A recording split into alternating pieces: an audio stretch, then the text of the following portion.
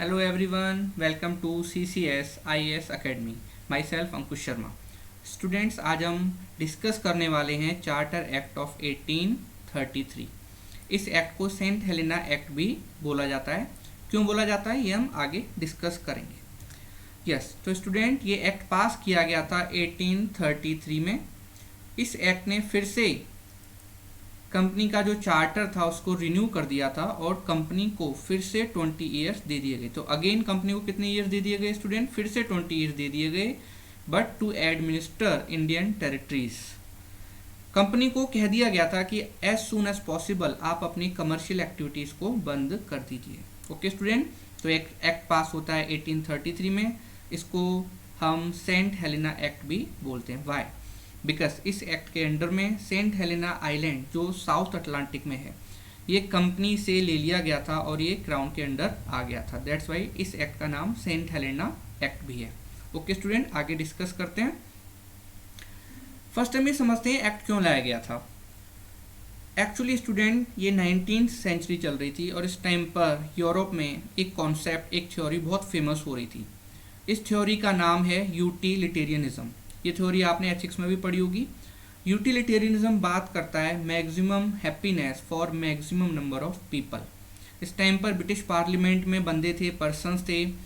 James मिल ये disciple हैं Jeremy Bentham के. जेरेमी बेंथम ने सबसे पहले यूटिलिटेरियनिज्म को दिया था. साथ में स्टूडेंट लॉर्ड मैकॉले. तो ये बंदे लिबरलिज्म की बात करते हैं, यूटिलिटेरिज्म की बात करते हैं और मैक्सिमम हैप्पीनेस की बात करते हैं मैक्सिमम नंबर ऑफ पीपल के लिए.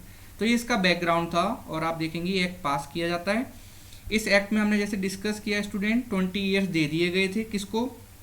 तो कंपनी को 20 ईयर्स दे दिए गए, बट कंपनी को एक क्लियर कर दिया गया था आप इंडियन टेरिटरीज को रूल करते हैं इंटरेस्ट फॉर हिज मजेस्टी. किसके बिहाफ पर?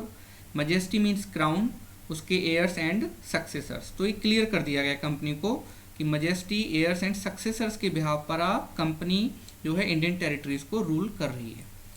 ओके स्टूडेंट, साथ में कंपनी को बोल दिया गया एज सून एज पॉसिबल अपनी कमर्शियल एक्टिविटीज़ को, कमर्शियल बिजनेस को आप बंद कर दीजिए. अब अगर कंपनी के कमर्शियल बिजनेस को, कमर्शियल एक्टिविटीज़ को बंद किया जाएगा, देन शेयर होल्डर्स का क्या होगा? देन स्टूडेंट, कंपनी के शेयर होल्डर्स को एश्योर किया गया था कि जब तक कंपनी का पूरा स्टॉक खरीद नहीं लिया जाता है, आपको every year 10.5% per annum dividend मिलता रहेगा. तो उनको बोला गया आप परेशान मत होइए शेयर होल्डर्स को, आपको अभी भी डिविडेंड मिलता रहेगा. Next point very important student, इस एक्ट ने यूरोपियन इमिग्रेशन पर जो भी रेस्ट्रिक्शन है वो सब हटा लिए. अब यूरोप से बंदे इंडिया में आ सकते हैं, यहाँ पर बस सकते हैं और इधर स्टूडेंट आप देखेंगे लैंड एंड प्रॉपर्टी भी खरीद सकते हैं. अब ये यूरोप से और मेन ब्रिटेन से जो प्राइवेट बंदे थे वो इंडिया में आते हैं, इधर लैंड खरीदते हैं. इसके बाद स्टूडेंट ये Indigo plantation, coffee plantation, tea plantation ये सब स्टार्ट करते हैं. ओके, पहले भी टी प्लांटेशन चल रहा था, आपको याद रखना है, बट वो ईस्ट इंडिया कंपनी के अंडर में चलता था. अभी जो टी प्लांटेशन, कॉफ़ी प्लांटेशन होगा उसमें मेन जो इन्वेस्टमेंट होगा ये प्राइवेट प्रॉपर्टी, ये प्राइवेट बंदे इसमें इन्वेस्टमेंट करेंगे. ओके, तो बहुत ज़्यादा लैंड को ख़रीदा गया और ब्रिटेन के लोगों को, यूरोप के लोगों को लगता था कि इंडिया चलते हैं और वहाँ पर अपने भाग्य को चमकाते हैं. तो बहुत सारे बंदे इस टाइम पर इंडिया आते हैं. Next point student very important, जो बंगाल का गवर्नर जनरल था, रेगुलेटिंग एक्ट के अंडर में बंगाल के गवर्नर को बना दिया गया था गवर्नर जनरल ऑफ बंगाल. अब फिर से उसको रीडेजिग्नेट किया गया and governor general of Bengal बन जाता है गवर्नर जनरल ऑफ इंडिया. इस टाइम तक कंपनी की टेरिटरी बहुत ज़्यादा एक्सपेंड कर चुकी थी. अगर आप देखें स्टूडेंट तो सिंध एंड पंजाब को छोड़कर करीब करीब पूरा इंडिया उन्होंने जीत चुके हैं. ठीक है, दैट्स वाई अब बंगाल का गवर्नर जनरल कहना ठीक नहीं था. दैट्स वाई इसको क्या बना दिया गया? Governor general of India. Second point, company के एडमिनिस्ट्रेशन को सेंट्रलाइज्ड करना था, इसलिए भी स्टूडेंट ये जो गवर्नर जनरल ऑफ बंगाल होता था इसको अब एक नया नाम दिया गया था governor general of India. Lord William Bentinck पहले से इंडिया में थे और वो थे गवर्नर जनरल ऑफ बंगाल. ये एक्ट पास होता है और लॉर्ड विलियम बेंटिक ही बन जाते हैं गवर्नर जनरल ऑफ इंडिया. तो first governor general of India was Lord William Bentinck. Governor general की जो काउंसिल थी स्टूडेंट, उसको पावर दी गई to control, superintendent and direct the civil and military affairs of the company. Company means Indian territories. तो जो भी Indian territories हैं मद्रास एंड बॉम्बे, बंगाल तो पहले से इंटर में है स्टूडेंट, बस मद्रास एंड बॉम्बे की जो टेरिटरीज हैं, जो हेडक्वार्टर्स हैं, उनके गवर्नर्स को भी किसके अंडर में कर दिया गया, बंगाल। और बंगाल का जो गवर्नर था वो क्या बन चुका है, गवर्नर जनरल ऑफ इंडिया। तो बॉम्बे, मद्रास एंड बंगाल की टेरिटरीज को गवर्नर जनरल ऑफ इंडिया के अंडर में कर दिया गया। अब सर्टन मैटर्स में नहीं है, ऑल मैटर्स में। ओके, तो अब सारी पावर किसको दे दी गई, ये दे दी गई है गवर्नर जनरल ऑफ इंडिया को। क्लियर, आगे बढ़ते हैं स्टूडेंट।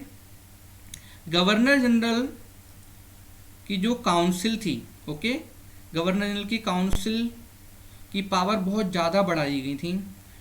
इसको ये अथॉरिटी दी गई थी कि किसी भी लॉ को अमेंड कर सकते हैं, रिपील कर सकते हैं और ऑल्टर कर सकते हैं। Okay, next point, governor general की काउंसिल में एक पर्सन ऐड कर दिया गया। अब इसको समझिए, रेगुलेटिंग एक्ट के अंडर में गवर्नर जनरल ऑफ बंगाल की काउंसिल क्रिएट की गई थी, जिसमें काउंसिल में 4 बंदे थे। अगर हम बात करेंगे गवर्नर जनरल इन काउंसिल, तो टोटल बंदे, टोटल पर्सन कितने होते थे स्टूडेंट, 5। डिसीजन कैसे होता था, मेजोरिटी से डिसीजन होता था, रेगुलेटिंग एक्ट के अंडर में प्रोविजन था। देन हमने डिस्कस किया था स्टूडेंट, पिट्स इंडिया एक्ट 1784 में आता है, और उसमें जो 4 काउंसलर थे, 4 काउंसलर्स में से एक काउंसलर को कम कर दिया गया। देन कितने काउंसलर्स रह गए थे, 3। और with governor general total person governor general council में कितने हो जाते थे स्टूडेंट, 4। ओके, तो फिर से आप देखिए, अब 1833 का जब एक्ट आता है तो फिर से एक पर्सन को ऐड कर दिया गया, और ये पर्सन था लॉ मेंबर। ओके, तो गवर्नर जनरल की जो काउंसिल है उसमें लॉ मेंबर को ऐड कर दिया गया, और फर्स्ट पर्सन जो थे उनका नाम था Lord Macaulay. Lord Macaulay, Lord Macaulay ने स्टूडेंट इंडिया में English education, civil services, IPC, ठीक है, इन सब के लिए वर्क किया है। तो Lord Macaulay first law member बनते हैं, और इनको जो है गवर्नर जनरल की काउंसिल का मेंबर बना दिया गया। तो टोटल मेंबर अब कितने हो गए स्टूडेंट, फिर से टोटल मेंबर हो गए 5। बट आपको एक पॉइंट याद रखना है, जब इंडिया के लिए लॉ बनाए जाएंगे, जो इंडियन टेरिटरीज के लिए लॉ बनाए जाएंगे, देन इन थ्योरी में लॉर्ड मैकॉले सिटिंग करेंगे और वो वोट भी कर सकते हैं। बट जब आप इन लॉज को एग्जीक्यूट करेंगे, देन लॉर्ड मैकॉले जो है थ्योरी में वो सिटिंग नहीं कर सकते। क्लियर, इस टाइप से आपको समझना होगा। फॉर एग्जाम्पल स्टूडेंट, जैसे आज की डेट में पार्लियामेंट में हमारे मेंबर्स होते हैं, इन मेंबर्स में से कुछ मिनिस्टर्स होते हैं। ये मिनिस्टर जब पार्लियामेंट में हैं तो ये लेजिस्लेचर्स कहलाते हैं, और ये इंडिया के लिए क्या बनाते हैं, लॉ बना रहे हैं। बाद में जो सारे पार्लियामेंटेरियंस हैं वो जो लॉ होते हैं उनको एग्जीक्यूट नहीं करते हैं, केवल मिनिस्टर्स करते हैं। तो इस टाइप से आपको समझना है। लॉर्ड मैकॉले केवल क्या है स्टूडेंट, पार्लियामेंटेरियन है। ओके, ये केवल क्या है, लॉ मेंबर। जब भी लेजिस्लेटिव वर्क होगा, गवर्नर जनरल की काउंसिल को बुलाया जाएगा, उस टाइम पर लेजिस्लेटिव वर्क होगा, लॉ बनाया जाएगा, तो ये वोट भी कर सकता है, सिटिंग भी करेगा। बट जब आप इस लॉ को एग्जीक्यूट करेंगे, देन लॉर्ड मैकॉले वोट नहीं कर सकता है, और थ्योरी में सिटिंग भी नहीं करेगा।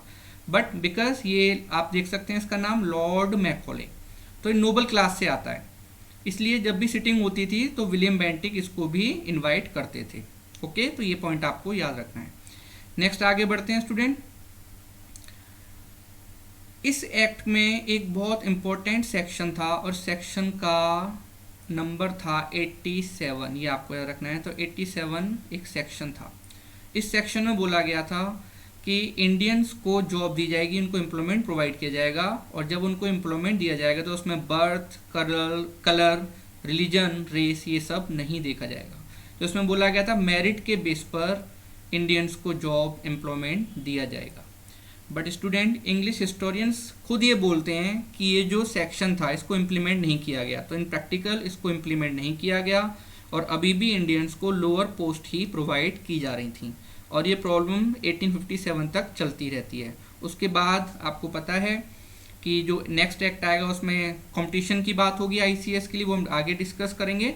बट ये प्रॉब्लम अभी भी चलती रहती है। आपने बहुत अच्छी बात तो की कि हम आपको जो है मेरिट के बेस पर जॉब देंगे, एम्प्लॉयमेंट आपको देंगे, और उसमें बर्थ, कलर, रिलीजन और रेस को नहीं देखेंगे।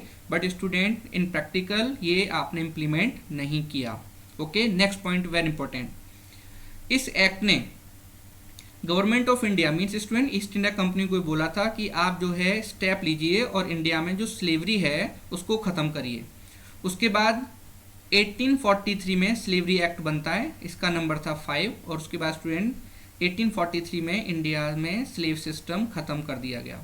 और ब्रिटेन में कब ख़त्म किया गया? तो 1833 में ब्रिटेन में भी स्लेव सिस्टम ख़त्म कर दिया गया था, अबोलिश कर दिया गया था। और इसके बाद स्टूडेंट जब आपने स्लेव सिस्टम को अबोलिश कर दिया तो एक नया सिस्टम आता है, इसको हम बोलते हैं इंडेंचर्ड लेबर सिस्टम। ओके, तो ये था government of India act, sorry ये था चार्टर एक्ट ऑफ 1833, इसी को हम बोलते हैं Saint Helena Act. Yes student, last में you only fail when you stop trying.